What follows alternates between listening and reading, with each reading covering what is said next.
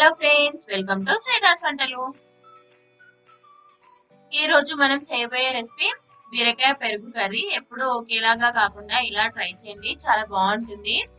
నా ఛానల్ ని first time చూసినట్లయితే మరిన్ని వీడియోల కోసం సబ్స్క్రైబ్ బటన్ ని క్లిక్ చేయండి. ఇక్కడ లేతగా ఉన్న బీరకాయల్ని తీసుకొని పైన పొట్టుని తీసేసుకొని శుభ్రంగా కడుక్కొని పెట్టుకోవాలి. ఇలా చిన్న చిన్న ముక్కలుగా కట్ చేసుకోవాలండి. ఇలా కట్ చేసుకొని పక్కన పెట్టుకోవాలి.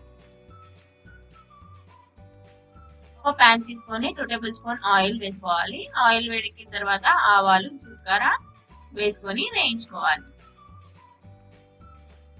ఇలా వేగిన తర్వాత చిన్నగా కట్ చేసుకున్న పచ్చిమిర్చి, ఉల్లిపాయలు వేసి కలుపుకోవాలి.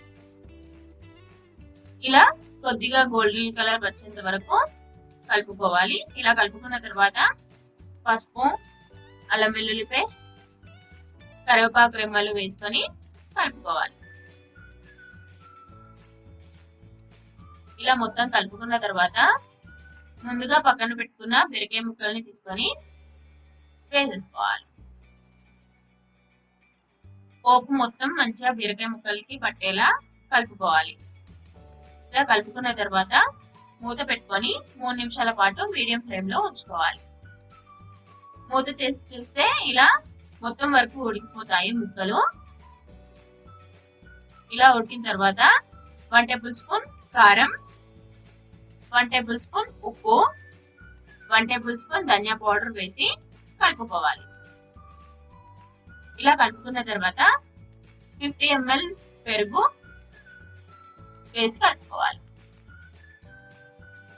గ్రేవీకి సరిపడా వాటర్ వేసి కలుపుకోవాలి.